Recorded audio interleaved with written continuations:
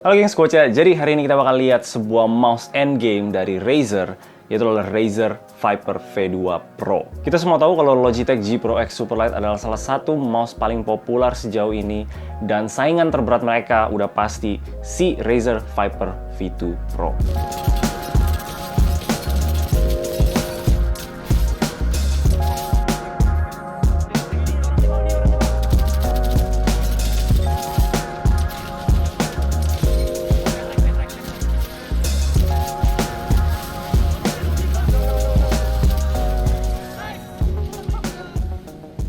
Ini bisa dibilang adalah salah satu mouse termahal yang gua pegang sekarang ya. Jadi karena itu coba kita lihat unboxingnya kayak gimana.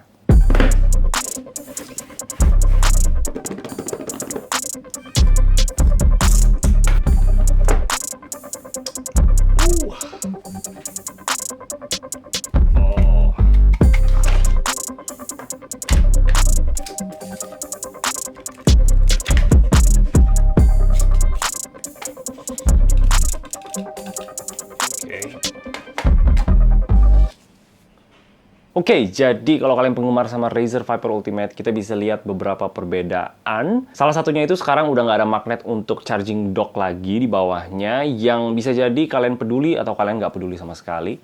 Tapi menurut gua sih itu adalah salah satu fitur yang bikin si Razer Viper Ultimate itu lumayan ikonik lah. Jadi ya, agak sedikit sayang aja udah nggak ada lagi di sini. Mouse ini setelah gua lihat-lihat lagi emang mau ilangin banyak fitur-fitur yang bisa aja orang-orang merasa hanya gimmick gitu, atau nggak perlu ya, contohnya kayak si charging dock tadi, supaya mereka bisa turunin beratnya itu sampai di bawah 60 gram, karena ini sekarang udah di 58 gram. Coba kita lihat dulu badan mouse-nya yang bentuknya ini ambidex dengan bagian belakangnya yang agak sedikit ceper sih, apalagi kalau dibandingin sama Logitech Superlight. Gue ngerasa Superlight kasih support di telapak tangan yang enak banget, terutama untuk claw grip style kayak gue pribadi. Jadinya untuk pertama gue pindah ke mouse ini, gue agak sedikit kurang kerasa support di bagian telapak tangan gitu. Kalau kalian punya tangan di bawah 18 cm, mestinya sih masih bisa pakai mouse ini dengan nyaman, walaupun di palm grip atau claw grip. Tapi kalau kalian tangannya itu di atas 18 cm, bisa jadi pegangnya itu fingertip, atau sebenarnya claw grip juga bisa-bisa aja sih, gue juga tetap bisa. Cuman ya, kalau belakangnya ini lebih ada isinya, ya lebih enak aja untuk telapak tangannya. Satu hal yang gue sadar di semua mouse Razer yang gue pernah coba ya, mereka suka pakai bahan coating yang ada teksturnya gitu di mouse-nya, dan menurut gue sih ini malah bikin licin dan kurang enak. Dulu Viper Ultimate itu ada karet-karetnya di sampingnya, jadi mestinya sih aman ya, tapi ya sekarang kita cuma dapat grip tape aja. Untuk sensornya Razer seperti biasa emang udah selalu pakai optical sensor mereka sendiri, yang sekarang namanya itu Focus Pro 30K Optical Sensor, yang kali ini sesuai namanya bisa sampai 30.000 dpi. Gue pribadi selalu di 800 dpi untuk main game dan juga kegiatan sehari-hari, dan seperti biasa kita bisa ganti stage DPI-nya di software. Dan juga ada tombol di bawah yang untuk ganti DPI-nya, dan tombolnya itu jadi satu dengan power button, yang menurut gue sih lumayan praktis juga sih. Jadi pencet sekali untuk ganti DPI dan pencet tahan untuk power on atau off. Untuk switch-nya, Razer juga udah selalu pakai optical switch yang sekarang udah yang ke generasi ketiga, yang bisa sampai 90 million clicks dan juga dijamin nggak bakal ada double click. Nah, kalau gue cek dari hasil testingnya Optimum Tech, dia kebetulan udah desain sebuah alat gitu untuk tes latency-nya klik mouse. Mouse Razer ini memang rata-rata kalahin mouse dari merek-merek lain, dan kebetulan si Viper V2 Pro ini ada di nomor 3. Bagus juga lihatnya, berarti switch-nya dari mouse Razer ini memang lebih cepet lah dari mouse-mouse yang lainnya. Tapi ya balik lagi, itu cuma skor di atas kertas aja. Perbedaan 0,05 milisecond antara Viper V2 ini dan Logitech Superlight itu nggak bakal kerasa sama sekali di penggunaan sehari-hari kita. Dan untuk kliknya sendiri kerasa nyaman, crispy, dan ya ringan juga. Ini salah satu klik mouse yang paling enak yang pernah gue coba.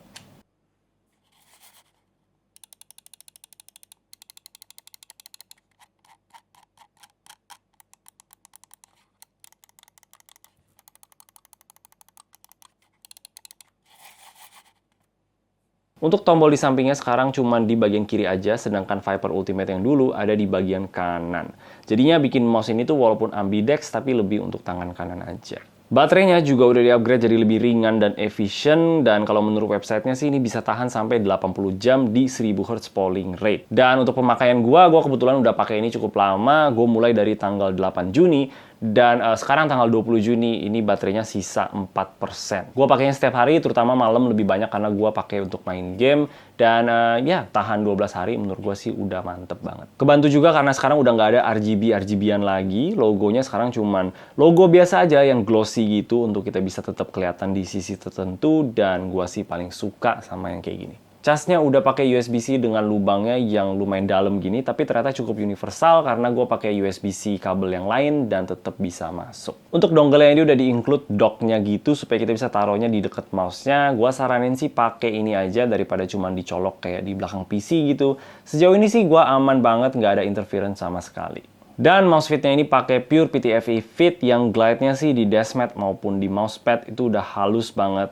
Gue udah pernah pakai Super Glide Fit sebagai mouse fit sehari-hari dan merasa fit bawaan kayak gini tuh udah enak banget untuk main game dan juga untuk kegiatan sehari-hari. Jadi gimana sih Razer ini untuk dipakai? Ya sesuai ekspektasi juga sih dari mouse yang udah mahalan gini ya. Ya jawabannya sih ya enak sih. Walaupun sebenarnya mouse itu selalu balik lagi ke kecocokan di tangan masing-masing. Dan kalau kalian emang selalu cocok sama desain Razer Ultimate, untuk pindah ke Razer V2 Pro ini juga pastinya nggak ada masalah. Gue sih dari awal cobain Razer Viper 8K udah ngerasa kalau bentuknya itu bukan favorit gue banget ya.